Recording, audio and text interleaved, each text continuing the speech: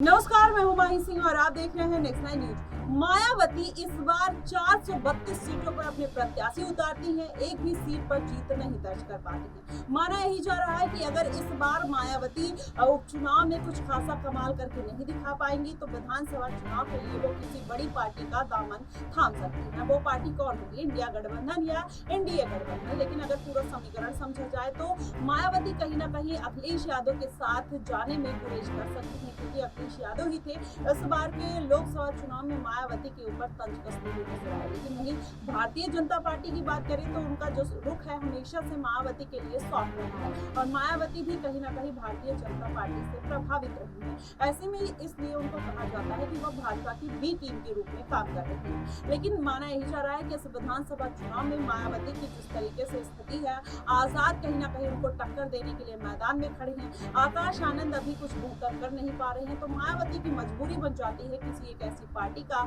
हाथ थामना जो उनकी पार्टी और उनके भविष्य के लिए बेहतर हो सके। अब ऐसे में अगर आजाद मायावती के साथ गठबंधन में नहीं जाती है तो जाहिर तौर पर हो सकता है कि योगी आदित्यनाथ के लिए वो कुछ पैगाम भेजते हुए नजर आए, या फिर हो सकता है कि वो उनके साथ गठबंधन करते हुए नजर आ सकते हैं। लेकिन क्या अखिलेश यादव इतनी आसानी से ये होने देंगे? क्योंकि इस बार अखिलेश यादव यही चाहते हैं कि मायावती उनकी पार्टी में शामिल हो जाए, क्योंकि इस बार का जो समीकरण पूरा बैठा है लोकसभा चुनाव में 16 सीटों पर कहीं ना कहीं इंडिया गठबंधन को हार मिली है मायावती की वजह से। मायावती ने भले ही सीटें नहीं जीती हैं, लेकिन उन्होंने कहीं ना कहीं इंडिया गठबंधन का समीकरण बिगाड़ दिया है। 16 सीटें मायावती की वजह से जीती। अब भारतीय जनता पार्टी नहीं चाहेगी कि वो इंडिया गठबंधन का रुख करे। ऐसे में मायावती आखिर किसका रुख करने वाली है? तो अभी जिस तरीके से उनकी पार्टी का वो एक समीकरण बनता हुआ नजर आ रहा है, उसमें या तो वो फिर से अकेले चुनाव लड़ेंगे या फिर भारतीय जनता पार्टी के साथ आने वाले दिनों में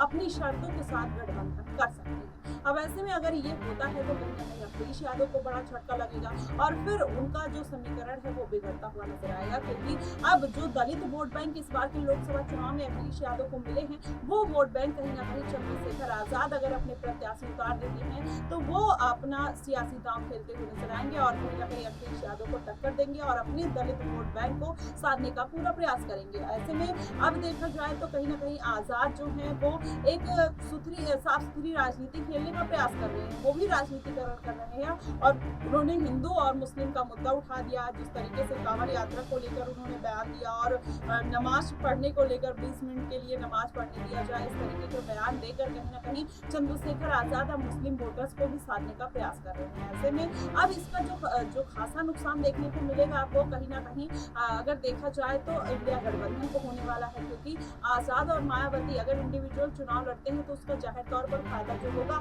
वो भारतीय जनता पार्टी को होता हुआ नजर आएगा। जो इस बार के चुनाव में लोकसभा चुनाव में मायावती ने 16 सीटों पर भारतीय जनता पार्टी को फायदा पहुंचाया। ऐसे में अब अगर मायावती इंडिया गठबंधन के साथ जाती है या योगी आदित्यनाथ के साथ जाती है तो क्या सीटों को लेकर किस तरीके की अनबन होगी ये तो आने वाले समय में पता चलेगा।